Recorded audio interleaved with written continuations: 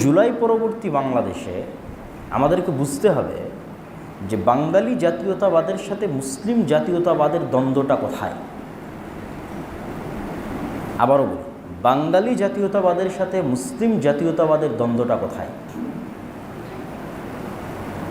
আমরা অবশ্যই ভাষাগতভাবে নৃতাত্ত্বিকভাবে বাঙালি, কিন্তু আমরা ধর্মের দিক থেকে মুসলিম। এবং এই অঞ্চল, যে অঞ্চলটা 1905-এ বঙ্গভঙ্গ হয়েছিল, যেহেতু আমরা যদি একটু শর্টকাটে বলি যে এখানে স্বাধীন সুলতানি শাসন আমলে মুসলমানেরা স্বাধীন ছিল। স্বাধীন সুলতানি শাসন আমলের নিদর্শন কি? রাজশাহীতেই বেশি আছে, কেন রাজশাহী যেহেতু স্বাধীন সুলতানি শাসন আমলের রাজধানীর এরিয়ার মধ্যে পড়ে, তো রাজধানী কেন্দ্রিকই তো উন্নয়নগুলো বেশি হয়। এখন যেমন ঢাকা কেন্দ্রিক উন্নয়ন বেশি, তাহলে স্বাধীন সুলতানি শাসনামল ইফতেখারউদ্দিন মোহাম্মদ বখতিয়ার খিলজি যখন এই বাংলা জয় করে, তখন তার রাজধানীটা ছিল মালদা এবং চাঁপাইনবাবগঞ্জ সীমান্তবর্তী গৌড়। তাহলে ওই গৌড় অঞ্চল এবং তার আশেপাশে উন্নয়ন বেশি হবে। এই জন্য বাঘাতে মসজিদ, কুসুম্বাতে মসজিদ, চাঁপাইনবাবগঞ্জের সোনা মসজিদ, এগুলো হচ্ছে তখনকার উন্নয়নের নিদর্শন। তো এই স্বাধীন সুলতানি শাসনামলের পরে, মুঘলদের শাসন, মুঘলরাই প্রথম রাজধানী চেঞ্জ করে কোথায় নিয়ে গেল? ঢাকাতে। তাহলে ওই যে আহসান মঞ্জিল, লালবাগের কেল্লা, এগুলো হচ্ছে তাদের শাসন আমলের নিদর্শন, রাজধানীতে তাদের উন্নয়নের নিদর্শন। তারপরে যখন নবাব সিরাজউদ্দৌলারা আসলো, তারা রাজধানী নিয়ে গেল মুর্শিদাবাদে তাদের পতন হলো। এই মোটামুটি 3-4 বার রাজধানী চেঞ্জ হয়েছে। আর সবচেয়ে পুরাতন রাজধানী আমাদের এখানে, তারপরে রাজধানী সোনারগাঁ, যারা হচ্ছে 12 ভূঁইয়া, তারপরে রাজধানী মোঘলদের হচ্ছে ঢাকা, তারপরে রাজধানী হচ্ছে নবাবদের মুর্শিদাবাদ। মানে এই বাংলার ইতিহাসটা যদি আমি বলি। তারপরে ব্রিটিশরা আসার কারণে সবচেয়ে ক্ষতিগ্রস্ত হলো মুসলমানেরা, কেননা তারা ছিল শাসক। তারা চিরস্থায়ী বন্দোবস্তের মাধ্যমে সব জমি জায়গা হিন্দুদের দিয়ে দিল, জমিদারি। তখন মুসলমানদের হিন্দুদের বিরুদ্ধেও লড়াই করতে হতো, ব্রিটিশদের বিরুদ্ধে লড়াই করতে হতো। তিতুমিরের বিদ্রোহ শুধু ব্রিটিশদের বিরুদ্ধে ছিল না, হিন্দুদের বিরুদ্ধে ছিল, হিন্দু জমিদারদের বিরুদ্ধে ছিল। তো এই যে আমার রাজধানী কেন্দ্রিক আমরা মুসলমানেরা যে উন্নয়ন ভোগ করতাম, ব্রিটিশরা আসার পর তারা রাজধানী নিয়ে চলে গেল কলকাতায়। পুরো ভারতের রাজধানী হয়ে গেল কলকাতা, দিল্লি না। মুসলমানদের আমলে পুরো ভারতের রাজধানী ছিল দিল্লিতে, আর ব্রিটিশদের আমলে পুরো ভারতের রাজধানী ছিল কলকাতায়। তাহলে আমার ঢাকাও মাইনাস, আমরা এই পুরো বাংলা মাইনাস। তখন এই অঞ্চলের মুসলমানেরা কি হলো? সুবিধা বঞ্চিত হয়ে গেল, শিক্ষা দীক্ষা সভ্যতা সব কিছু থেকে মাইনাস। তখন তাদের শিক্ষা দীক্ষা ঢাকা কেন্দ্রিক আর একবার উন্নয়নের জন্য 1905-এর বঙ্গভঙ্গের দাবি মুসলমানদের পক্ষ থেকে। যে স্যার সালুমিল্লার কথা আমরা শুনি, যার দানে, যার সহযোগিতায় ঢাকা বা এই বিশ্ববিদ্যালয়গুলো, ঢাকা মেডিকেল কলেজ, বুয়েট, এগুলো প্রতিষ্ঠিত হয়েছে। পরে জমিদারদের যেহেতু সমস্যা, হিন্দুদের যেহেতু সমস্যা, যদি ঢাকা কেন্দ্রিক উন্নয়ন হয়, তারা এটা মানতে চাইল না। 1911-তে এটা রদ হয়ে গেল। তো মুসলমানেরা খুব মনক্ষুণ্ণ হলো, এই অঞ্চলের মুসলমানেরা। তখন তাদের জন্য স্যার সলিমুল্লাহর অনুরোধে ঢাকাতে বিশ্ববিদ্যালয়, বুয়েট, মেডিকেল কলেজ, এগুলো প্রতিষ্ঠিত হলো। তারপরে 1947 শেরে বাংলা একে ফজলুল হক চাইতেন যে দুই বাংলা মিলে আমরা ভারতের সাথেও না, পাকিস্তানের সাথেও না, অখণ্ড বাংলাদেশ চাই।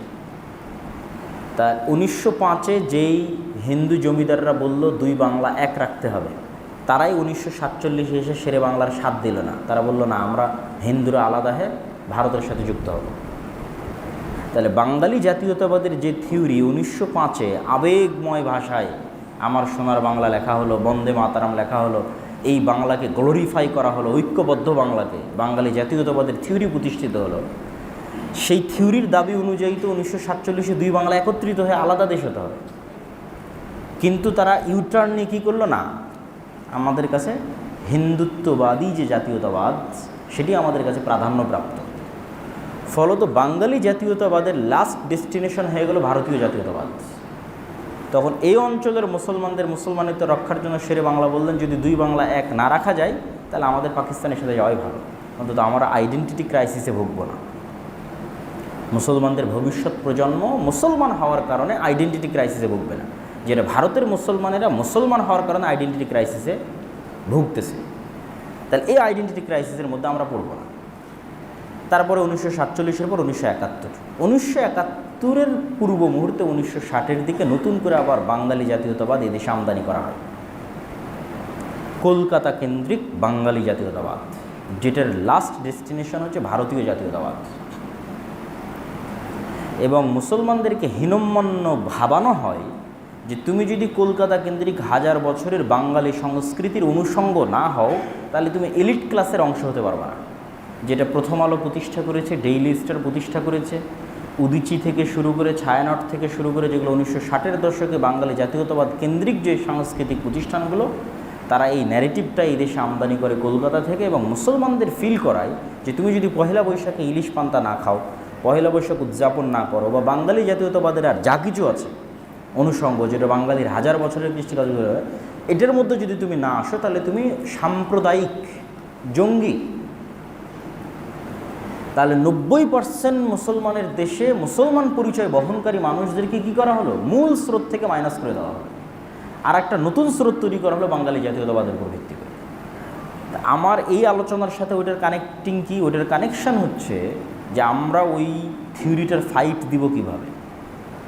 অনেকেই এভাবে ফাইট দিতে চায় যে না, আমরাও বাঙালি হিসেবে, বাংলা সাহিত্য হিসেবে, বাংলা চর্চা হিসেবে, সব দিক থেকে আমরাও মুসলমান হিসেবে তাদের চেয়ে বড় লেভেলে পৌঁছে যাব, দিয়ে আমরা কলকাতা কেন্দ্রিক যেটা আছে সেটাকে ফাইট দেব। এটা সম্ভব না। আপনাকে চিন্তা করতে হবে যে অত্র অঞ্চলের ভারত কেন্দ্রিক, হিন্দুত্ববাদ কেন্দ্রিক অথবা কলকাতা কেন্দ্রিক যে বাঙালি জাতীয়তাবাদ, এরা পৃথিবীর 1%ও না। আর মুসলমানদের যে সংস্কৃতি, এই সংস্কৃতিটা হচ্ছে গ্লোবাল সংস্কৃতি। সাংস্কৃতিকভাবে আমরা যদি কিছু ছোট ছোট পয়েন্ট ধরি সাংস্কৃতিক, যেমন একটা পয়েন্ট কি ধরেন গরুর গোস্ত খাওয়া, তাহলে যদি আপনি বাঙালি জাতীয়তাবাদের থিওরিতে আপনি যান, তাহলে আপনি যদি গরুর গোস্ত খান তাহলে আপনি সাম্প্রদায়িক। তাহলে আপনাকে এলিট হতে হলে গরুর গোস্ত খাওয়া বাদ দিতে হবে। কলকাতার কাছে এলিট হতে হলে ভারতের কাছে গরুর গোস্ত, তাহলে আপনি কি চিন্তা করবেন? আপনি কি চিন্তা করে এলিট হওয়ার জন্য গরুর গোস্ত খাওয়া বাদ দেবেন? না, আপনি চিন্তা করবেন আব্রাহামিক রিলিজিয়নের অনুসারে পৃথিবীর 90% মানুষ গরুর গোস্ত খায়, সুতরাং আমি গ্লোবাল নাগরিক, আমি তো ইউরোপের সাথে কানেক্টেড, আমেরিকার সাথে কানেক্টেড, এদের তো গণারই দরকার নেই, এদের তো পৃথিবীতে কোনো অস্তিত্ব নেই, কোনো অংশই নাই, কোনো ভূমিকাই নাই, তাহলে কেন আমি তাকে গণব? আমি তো এদের চাইতেও টপ লেভেলের ওয়ার্ল্ড ওয়াইড যে কানেক্টিভিটি, যে সংস্কৃতি, সেই সংস্কৃতির অংশ। ধরেন আর একটা যদি ছোট্ট পয়েন্ট বলি, মুসলমানি করা। তা মুসলমানি করা হিন্দুদের সংস্কৃতি না, কিন্তু মুসলমানি করা গ্লোবাল সংস্কৃতি। কেন? আব্রাহামিক রিলিজিয়নের সব দিনের অনুসারীরা কি করে? মুসলমানি করে। খ্রিস্টানেরা মুসলমানি করে, ইহুদিরা মুসলমানি করে, মুসলমানেরা মুসলমানি করে। তাহলে আপনি ওর সাথে তুলনা করে কেন হীনম্মন্য হবে? আপনি তো গ্লোবাল নাগরিক। সুতরাং আপনাকে ওইটার সাথে ওইভাবে ফাইট না দিয়ে আপনাকে সবসময় ফাইট দিতে হবে কীভাবে? বিশ্ব চিন্তা করে। এবং বাংলাদেশেরও স্বাধীনতা অক্ষুণ্ণ থাকবে যদি বাংলাদেশ ভারত নির্ভর না হয়, বিশ্ব নির্ভর হয়। বিশাল মুসলিম বিশ্ব, বিশাল ইউরোপ, বিশাল আমেরিকা, আল্লাহ সুবহানাহু ওয়া তাআলার কথা অনুযায়ী খ্রিস্টানেরা মুসলমানদের প্রতি বেশি সফট হবে হিন্দুদের চাইতে, ব্রাহ্মণদের চাইতে। আল্লাহর কোরআনের আয়াতের যদি আমরা অনুবাদ করি যে মুসলমানদের প্রতি সবচেয়ে অত্যাচার করবে, সবচেয়ে জুলুম করবে ইহুদিরা এবং হিন্দুরা, এবং সফট থাকবে মোটামুটি, এবং বেশি ইসলাম গ্রহণ করবে। কিয়ামতের পূর্ব মুহূর্তে যদি সব মানুষ মুসলমান হয়তো সবচেয়ে বেশি ইসলাম গ্রহণ করবে কারা? খ্রিস্টানরা। এবং অতীতেও সবচেয়ে বেশি ইসলাম গ্রহণ করেছে কারা? খ্রিস্টানরা। সুতরাং অন্য দিক থেকে নয়, ধর্মের অনুসারের দিক থেকে নয়, মিল্লাতে ইব্রাহিমের অনুসারী হিসেবে মুসলমানেরাই শ্রেষ্ঠ। কিন্তু এই বাঙালি জাতীয়তাবাদকে ফাইট দেওয়ার জন্য আব্রাহামিক রিলিজিয়নের আর অন্য ধর্মের অনুসারীরা যারা পৃথিবীতে বসবাস করতেছে তাদের সাথে আপনি আপনার সংস্কৃতিটা মিলানোর চেষ্টা করবেন, যে আমি তো সাংস্কৃতিকভাবে তাদের সাথে কানেক্টেড, এদের সাথে আমার গণারই দরকার নেই যে হিন্দু, এই কলকাতার হিন্দু দাদাবাবুদের কাছে আমাকে শ্রেষ্ঠ হতে হবে, আমাকে তার কাছে এলিট ক্লাসের হইতে হবে। এই ন্যারেটিভটা যদি আমরা একটু জাতীয়ভাবে তৈরি করতে পারি, তাহলে প্রথম আলো বা ডেইলি স্টার যে ন্যারেটিভ আমাদের খাওয়ানোর চেষ্টা করে এবং এলিট ক্লাস থেকে মুসলমানদেরকে মাইনাস করে, এবং সেকুলার না হলে, বাঙালি জাতীয়তাবাদে বিশ্বাসী না হলে মুসলমানদের এলিট ক্লাসে জায়গা নেয়, যে ডিমোরালাইজ করা হয়, সেই জায়গা থেকে এটা আমাদের শিক্ষা। তো আমরা আবার আমাদের আলোচনায় ফিরে যাই। তো এই ইব্রাহিম আলাইহিস সালাতু ওয়াস সালামের দুই সন্তানের এক সন্তান মসজিদ আকসা কেন্দ্রিক, আর এক সন্তান হচ্ছে কাবা কেন্দ্রিক। এই ইউসুফ আলাইহিস সালাতু ওয়াস সালামই যখন কুয়ায় নিক্ষিপ্ত হয়ে মিশরে বিক্রি হয়ে গেলেন। এখনও কিন্তু ফিলিস্তিনের সাথে মিশর কানেক্টেড। আপনি এখনও গাজায় কোনো ত্রাণ মিশর ছাড়া দিতে পারবেন না। তো এটা আগের থেকেই ভৌগোলিকভাবে যুক্ত একটা অঞ্চল হচ্ছে মিশর ফিলিস্তিন। ওই যে ইব্রাহিম আলাইহিসসালামের স্ত্রী সারাকে নিয়ে তিনি এক সফরে যাচ্ছিলেন, জালেম বাদশাহ তার স্ত্রীর সাথে মতলব নিয়ে সামনের দিকে এগিয়ে আসছিল, এই যে বুখারীর যে বর্ণনা, এটাও কিন্তু তারা ফিলিস্তিন থেকে মানে জেরুজালেম থেকে খাদ্যের অন্বেষণে মিশর যাচ্ছিলেন। তো ফিলিস্তিনের সাথে মিশরের যোগাযোগ এবং সম্পর্কটা ঐতিহাসিকভাবে। তো ইউসুফ আলাইহিস সালাম মিশরে আসলেন, মিশরের তিনি মন্ত্রী হয়ে গেলেন। তারপরে তার বাবা, তার ভাইয়েরা সবাই মিশরে আসলো।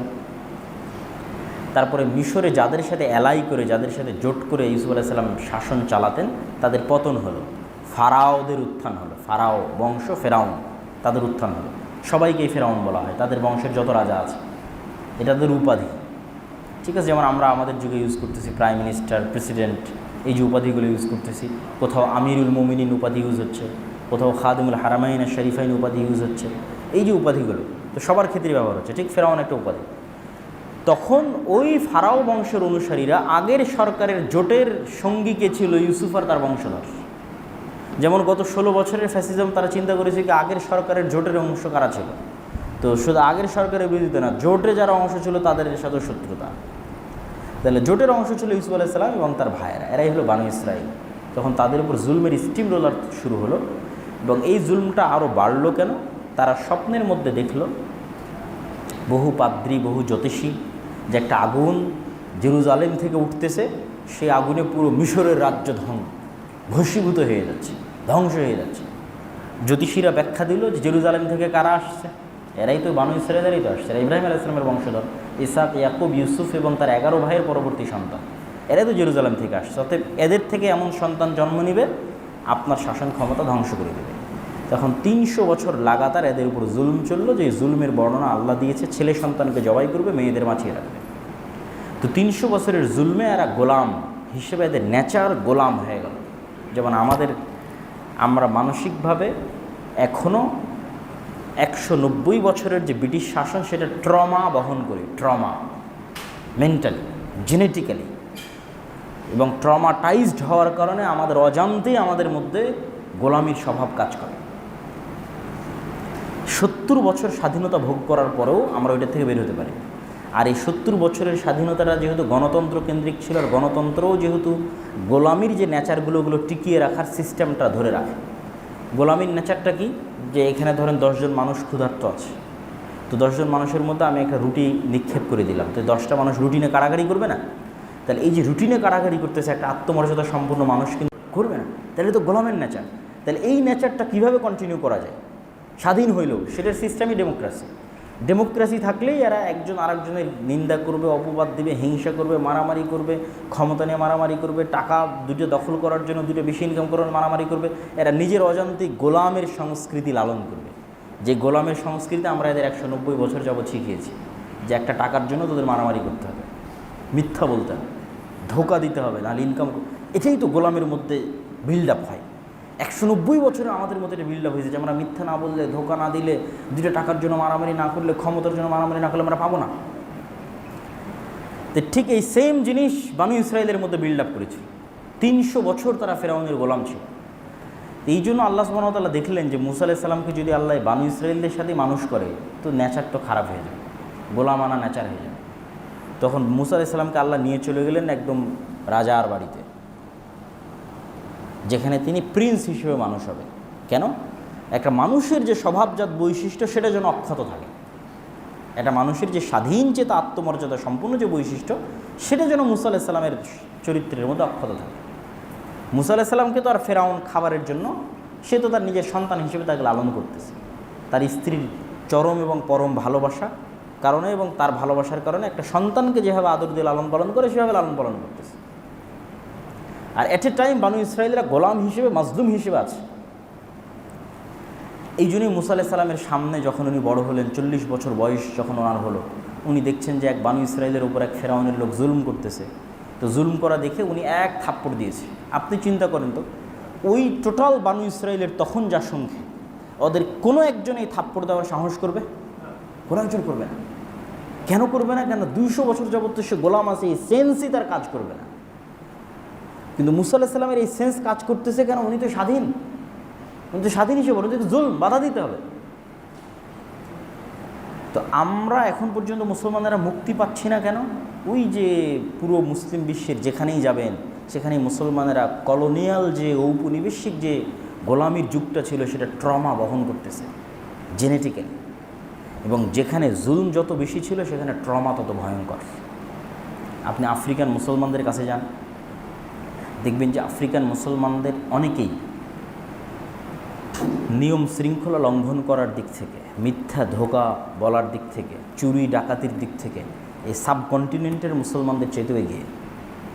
কেন? ও আরও বেশি গোলামের জীবনযাপন করেছে। লিবিয়ার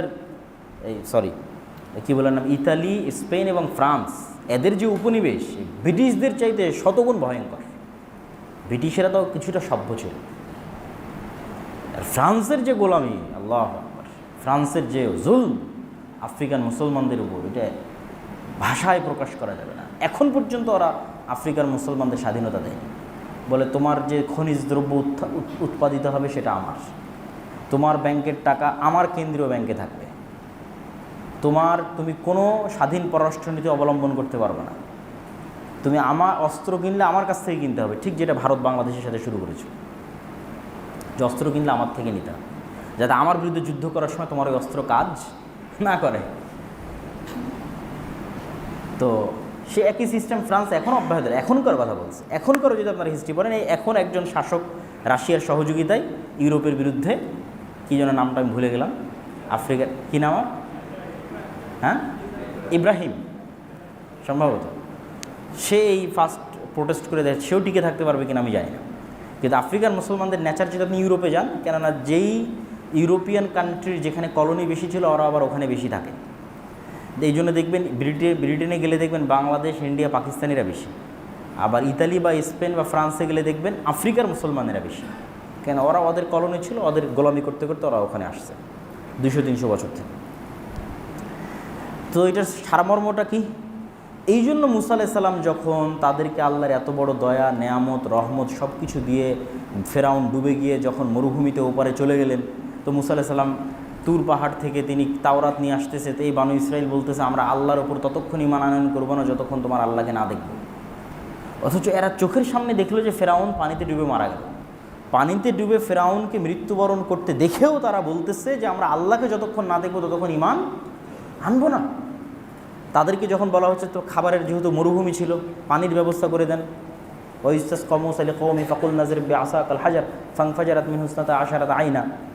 মুসা আলাইহিস সালাম পাথরে বাড়ি দিলেন, 12টা ঝর্ণা হলো। 12টা ঝর্ণা কেন? ইউসুফ আলাইহিস সালাম এবং তার 11 ভাই, মোট 12 জন, 12 জনের 12 বংশের জন্য 12টা ঝর্ণা, এবং সমুদ্রের মধ্যে রাস্তাও তৈরি হয়েছিল 12টা। তাদের সম্মান দেখেন। তাহলে খাবার লাগবে, তখন আল্লাহ মান্না এবং সালওয়া জান্নাত থেকে পাঠাতেন। পৃথিবীর সবচেয়ে দামি মাশরুম যেটা মরুভূমিতে হয়, যেটার বর্তমান বাজার দর অনুযায়ী প্রতি কেজি মাশরুমের দাম 4 থেকে 5 লক্ষ টাকা।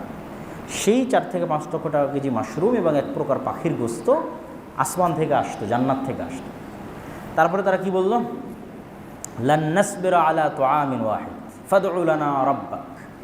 এই এক খাদ্য আমাদের ভাল লাগে না প্রত্যেক দিন, তোমার আল্লাহকে বলো এই মরুভূমির মধ্যে শাক সবজি, ডাল, চাউল, পেঁয়াজ উৎপাদন করে দিতে। ওটা কিন্তু এখনও মরুভূমি, সিনাই মরুভূমি, ম্যাপে গেলেও মরুভূমি।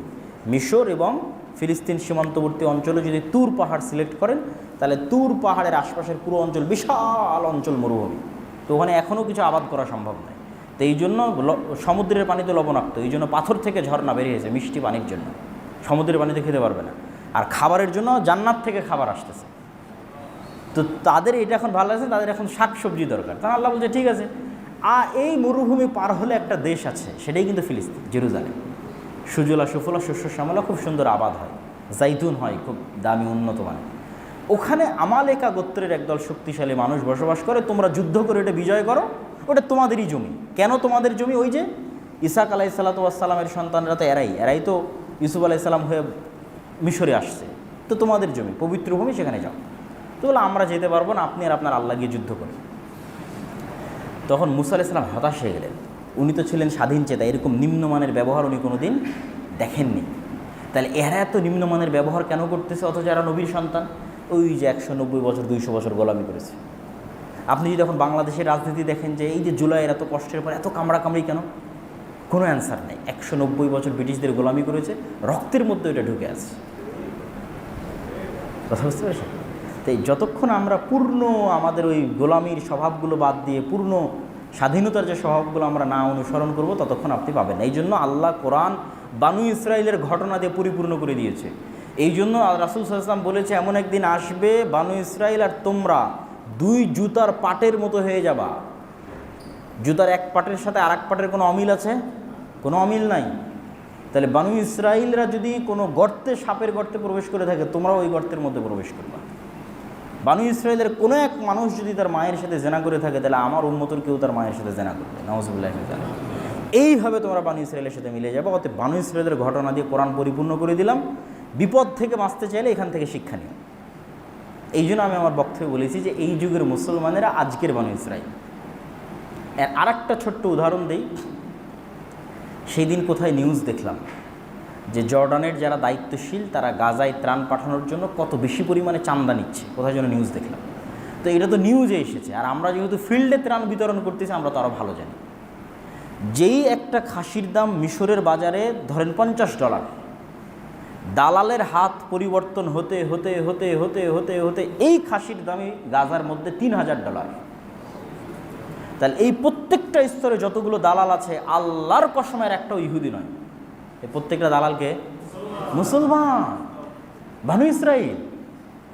ওর ভাইয়ের রক্ত সারা পৃথিবী থেকে মানুষ তার চোখের পানি ফেলে যেই টাকাটা পাঠাচ্ছে, সেই টাকার সম্পদ গাজায় ত্রাণ হিসেবে ঢুকবে। ওই ত্রাণ ঢুকানোটাকে তারা বিজনেস হিসেবে নিয়েছে। মুসলমান। যখন আব্দুর রহিম এই গল্পগুলো শোনায়, তখন তো আমি বলি যে ঠিক আছে, আমি যে বক্তব্য দিয়েছি ঠিক বক্তব্য দিয়েছি, যে আজকের যুগের মুসলমানেরা আজকের যুগের বানু ইসরাইল। কেননা গোলামি করতে করতে তাদের নেচার এরকম হয়ে গেছে। তারা আর স্বাধীনভাবে কোনো সময় চিন্তা করতে পারে না। স্বাধীন একটা মানুষের যে গুণাবলী, যে বৈশিষ্ট্যগুলো থাকা দরকার, সেগুলো তাদের মধ্যে নাই। যেমনটা আমরা জুলাই পরবর্তী বাংলাদেশের এখনকার অবস্থা দেখতেছি। তাহলে এই জন্য আপনাকে আরও ফিলিস্তিনের হিস্ট্রি স্টাডি করতে হবে, আরও বানু ইসরায়েলের হিস্ট্রি স্টাডি করতে হবে। কেন আল্লাহ আর কোনো সম্প্রদায়ের কথা কোরআনে এত বিস্তারিত বললেন না, আর বানু ইসরায়েলের যা বলতেছি তার প্রত্যেকটাই কোরআনে আছে। মানে এতক্ষণ পর্যন্ত আমি যা বললাম বানু ইসরায়েলের হিস্ট্রি, আর প্রত্যেকটা কোথায় আছে? কোরআনে আছে, in details. Surah Baqarah fulfil হয়ে আছে বানু ইসরায়েলের ঘটনা দিয়ে। তাহলে আমাদেরকে এই বানু ইসরায়েলরা যেরকম গোলামানা স্বভাবে চলে গেছে, আমরা সেই স্বভাবে চলে গেছি। আমরা যদি গোলামানা স্বভাব থেকে বের না হয়ে আসতে পারি, তাহলে আমরাও পূর্ণ স্বাধীনতার স্বাদ, পূর্ণ বিজয়ের স্বাদ আমরা কখনোই আস্বাদন করতে পারবো না। তো ফিলিস্তিনের আলোচনার সর্বশেষ আর একদম শর্টকাট করে ফেলি। মুসা আলাইহিস সালাম হতাশায় তিনি মারা গেলেন। হতাশায় তার মারা যাননি, মানে তিনি হতাশাগ্রস্ত অবস্থায় যে আমি এই উম্মত থেকে আমি মুক্তি চাই, এদের থেকে আমার আর কোনো দায়িত্ব পালন করতে চাই না, বিদায় নিতে চাই। আর তিনি বলে গেলেন যে যেহেতু তোমরা বিজয় করবে না, আমাকে জেরুজালেমের কাছে নিকটস্থ কোনো জায়গায় আমাকে মাটি দিয়ে দিও। মুসা আলাইহিস সালামের সফর সঙ্গী ছিল ওই যে খিজির আলাইহিস সালামের সময় দেখা করতে গিয়ে লেগেছিল, ওর নাম হচ্ছে ইউশা বিন নূন। মুসা আলাইহিস সালামের মৃত্যুর পর সে নবী হলো। সে তাদেরকে বললো যে তোমরা যে 40 বছরে শাস্তি ভোগ করলা, মরুভূমির মধ্যে পাগলের মতো ঘুরতে থাকলা, এইটা আল্লাহ তোমাদের ক্ষমা করে দিয়েছে। তোমরা আল্লাহর ক্ষমা হিসেবে চলো, আমরা যুদ্ধ করি। আল্লাহর আদেশ ছিল জিহাদ করা। তো জিহাদ না করাটাও যে মুনাফিকি, সেটারও কিন্তু এটা একটা আলামত। তারা যে এই শাস্তিটা আরোপ হয়েছিল কিন্তু জিহাদ না করার কারণে। তখন ইউশা বিন নূন তাদেরকে নিয়ে জিহাদে চলে গেলেন। আর আমালেকা গোত্রের মানুষেরা ছিল অনেক শক্তিশালী। জিহাদ করতে করতে করতে করতে করতে করতে শুক্রবার সন্ধ্যা হয়ে গেলে শনিবার রাত শুরু হবে। এর শনিবার দিন যেহেতু পবিত্র ইবাদত বন্দিগির জন্য মুসা আলাইহিস সালামের দিন অনুযায়ী যুদ্ধ বিগ্রহ বন্ধ।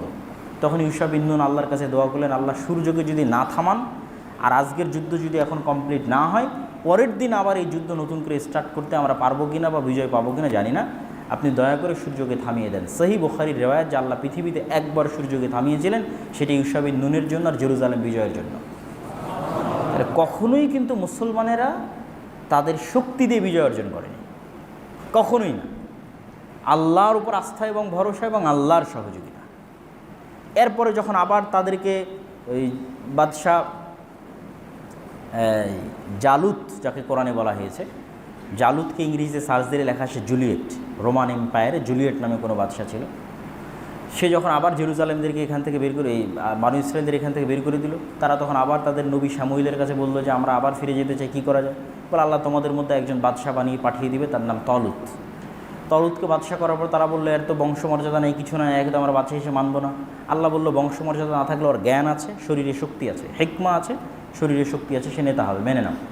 নেতা হিসেবে মেনে নিল। বললো সামনে পরীক্ষা আছে, একটা নদী আছে, এই নদী সাঁতার দিয়ে পার হতে হবে।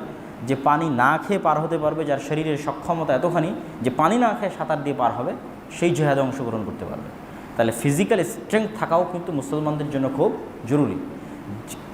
বিনা পানি পান করে একটা লম্বা নদী সাঁতার দিয়ে পার হওয়া ফিজিক্যাল স্ট্রেংথ ছাড়া ইম্পসিবল।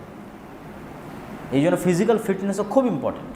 তো 313 জন ওই দিন নদী পার হতে পেরেছিল, তার মধ্যে একজন দাউদ আলাইহিস সালাম নিজে তখন জালুতকে হত্যা করলেন। তারপরে আল্লাহ তালুতের পরে এবং শামুইলের পরে দাউদকে নবী এবং বাদশাহ বানিয়ে দিলেন। দাউদের পর তার ছেলে সুলাইমান বাদশাহ হলো। তারা তখন তাদের পুরো রাজ্যের হেডকোয়ার্টার বানানো হচ্ছে জেরুজালেমকে। এখন যে মসজিদে আকসা, সেটা জিনদের দ্বারা তখন সুলাইমান আলাইহিস সালাম তৈরি করেছিলেন। তারপরে হিস্ট্রি রিপিটেড, সামনে আগাইতে থাকলো।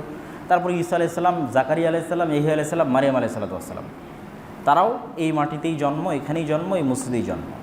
এবং মারিয়াম আলাইহিস সালামের যে মসজিদের খেদমত করতেন, যেই মসজিদে তার খালু জাকারিয়া আলাইহিস সালাম ইমামতি করতেন, সেগুলো সব হচ্ছে এই মসজিদে আকসার মসজিদ। তারপরে আসলে আমাদের নবী মুহাম্মদ সাল্লাল্লাহু আলাইহি ওয়াসাল্লাম কয়েকভাবে মসজিদে আকসার সাথে কানেক্ট করেছেন। এক নম্বর হচ্ছে কেবলা। প্রথম থেকেই কেবলা জেরুজালেম ছিল, মসজিদে আকসা ছিল। তো যখন মুহাম্মদ সাল্লাল্লাহু আলাইহি ওয়াসাল্লাম মক্কায় থাকতেন, তখন তিনি কাবা ঘরের এমন জায়গায় দাঁড়াতেন যাতে কাবা ঘরও সামনে হয়, মসজিদে আকসাও সামনে হয়। এই জন্য তখন ওনার কোনো ঝামেলা ছিল না।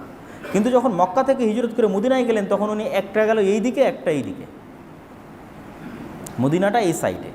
তাহলে মদিনার থেকে হয় আপনাকে মসজিদে আকসা মুখে দাঁড়াতে হবে, না হলে কাবা মুখে দাঁড়াতে হবে। তো যেহেতু কেবলা মসজিদে আকসা, তো মসজিদে আকসা মুখে দাঁড়ালেন। কিন্তু কষ্ট লাগলো কি, যেহেতু ওনার শৈশব, কৈশোর, যৌবন, বংশ সব কিছু কিসের শ্রেষ্ঠত্ব দেখে বড় হয়েছেন? উনি কাবার শ্রেষ্ঠত্ব দেখে বড় হয়েছেন। ওনার বাপ, দাদা, চাচা, অল এভরিথিং, ওনার পুরো লাইফ উনি কোথায় বড় হয়েছে? কাবার আশেপাশে বড় হয়েছে। এইটা ওনার কাছে খুব কষ্ট লাগলো। কদ নারা তাকাল্লুবা ওয়াজহিকা ইলাস সামা, তখন আল্লাহ বললো যে ঠিক আছে, তোমার কেবলা আমি পরিবর্তন করে কাবার দিকে করে দিলাম। তাহলে এই কেবলা মসজিদে আকসার দিকে রাখার কারণে মদিনার খ্রিস্টানরা পর্যন্ত আশ্চর্য হয়ে যেত, মদিনার ইহুদিরা পর্যন্ত আশ্চর্য হয়ে যেত যে এই আরব ভূমিতে কোনো নবী আসেনি। মানে ওই জাজিরাতুল আরবের ওই অংশটুকু, মক্কা মদিনায় অতীতে কোনো দিন কোনো নবী আসেনি, কোনো ধর্মগ্রন্থ আসেনি। তাহলে মুহাম্মদ সাল্লাল্লাহু আলাইহি ওয়াসাল্লাম জানলো কেমনে যে মসজিদে আকসার দিকে মুখ করে সালাত আদায় করতে হবে? আর একটা বিষয় কানেক্ট করলেন কী করে? সেটা হচ্ছে ওই যে মেরাজের রাতে, সুবহানাল্লাযী আসরা বিআবদিহি, ওখানে মেরাজের রাতে সেখানে সকল নবীর ইমামতিতে সালাত আদায় করালেন। আর 3 নম্বরে হচ্ছে ওমর ইবনুল খাত্তাব রাদিয়াল্লাহু তাআলা জেরুজালেম বিজয় করলেন। এবং জেরুজালেম বিজয় তিনি বলেছেন যে আজকে যে জেরুজালেম বিজয় হচ্ছে, এটা শক্তির কারণে নয়, কোনোবারই শক্তির কারণে জেরুজালেম বিজয় হয় না। সালাহুদ্দিন আইয়ুবী শক্তির কারণে জেরুজালেম বিজয় করে। প্রত্যেকটা বিজয় এসেছে আল্লাহর উপর ভরসা, আল্লাহর উপর আস্থা এবং আল্লাহর উপর ঈমান, স্বাধীন চেতা মনোভাব, গোলামানা স্বভাব থেকে বের হয়ে আসা, কোরআন কেন্দ্রিক জীবনযাপন করা। আর ইসলাম ধর্মের শ্রেষ্ঠত্ব এবং মুহাম্মদ সাল্লাল্লাহু আলাইহি ওয়াসাল্লামের নবুয়তের শ্রেষ্ঠত্ব ফুলফিল হয় যখন এট এ টাইম মসজিদে আকসা এবং কাবা, আব্রাহামিক রিলিজিয়ানের 2টা স্মৃতি, আর তো কোনো স্মৃতিই নেই। ধরেন মসজিদে আকসা যখন আমার কাছে, তখন খ্রিস্টান আর ইহুদিদের কাছে কী আছে? কিছুই নাই, জিরো। তাহলে আব্রাহামিক রিলিজিয়ানের 2টা স্মৃতি আমার কাছে। তাহলে মিল্লাতে ইব্রাহিমের দাবিদার হওয়ার যে আমার দাবি এবং বাস্তবে আমার যে প্রভাব, 2টা তখন সমানে সমান হয়ে যায়। তখনই ওই আয়াতটা তখন প্রস্ফুটিত হয়ে ওঠে যে হুয়াল্লাযী আরসালা রাসূলাহু বিল হুদা ওয়া দীনিল হক লিইয়ুযহিরাহু আলাদ দীনি কুল্লি। এই জন্য মসজিদে আকসা আমাদের লাগবেই। জেরুজালেম এবং ফিলিস্তিন আমাদের বিজয় হতেই হবে এবং হবেও। এই জন্য আমি বলি যে যেহেতু রাসূল সাল্লাল্লাহু আলাইহি ওয়াসাল্লাম বলেছে যে প্রত্যেকটা গাছ এবং পাথর বলবে যে এখানে ওই জায়নিস্টরা লুকিয়ে আছে, এদের হত্যা করো, তো গাছ আর পাথর কেন বলবে? মানে তাদের জুলমের মাত্রা এত বেশি হবে যে আল্লাহর প্রকৃতি তাদের বিরুদ্ধে কথা বলতে বাধ্য হবে। আল্লাহু আকবার। মানুষ তো তাদের বিরুদ্ধে কথা বলবেই। এই যে এখন ক্ষুধার্ত অবস্থায় গাজার মানুষদেরকে রেখেছে, এই যে করুণ দৃশ্য, তাদের জুলমের মাত্রা এত বেশি হবে যে প্রকৃতি তাদের বিরুদ্ধে কথা বলবে, এবং সেই দিন তাদের বাঁচার কোনো রাস্তা থাকবে না। এবং অবশ্যই জেরুজালেম এবং মসজিদে আকসা মুসলমানদের আসবে, তো মুসলমানদের আসবে কীভাবে? বানু ইসরাইলের স্বভাবে আসবে না, গোলামানা স্বভাবে আসবে না। ওই যে শক্তি বলে, ক্ষমতা বলে যে অমুক লাগবে তমুক লাগবে, আজ মুসলিম বিশ্বের যা শক্তি ক্ষমতা আছে ওমর ইবনুল খাত্তাবের তা ছিল না। ওমর ইবনুল খাত্তাবের সাথে যদি আপনি রোমান এবং পারস্য এম্পায়ারের তুলনা করেন, আর আজকের মুসলমানদের ক্ষমতা এই পাকিস্তানে, এই ইরান, এই সৌদির সাথে যদি আজকের আমেরিকা এবং ইউরোপের তুলনা করেন, তাহলে আজকের মুসলমানদের কাছে ক্ষমতা বেশি আছে, টাকা বেশি আছে। ওমর ইবনুল খাত্তাবের কাছে ছিল না, সালাহউদ্দিন আইয়ুবীর কাছে ছিল না। তাহলে শক্তি ক্ষমতা কোনো ব্যাপার নয়। আজকে মুসলমানদের নাই কি? সব বানু ইসরাইলের স্বভাবের মধ্যে আছে। সবাই নিজের ভাইয়ের রক্ত বিক্রি করে খেয়ে নিচ্ছে। ঠিক আছে, এই গোলামানা স্বভাব থেকে যদি আমরা বেরিয়ে আসতে পারি, আমাদের পরবর্তী বংশধররা বেরিয়ে আসে, ইনশাআল্লাহ আমরা নাজাত পাবো। আল্লাহ আমাদের তৌফিক দান করুক। আল্লাহুম্মা আমিন।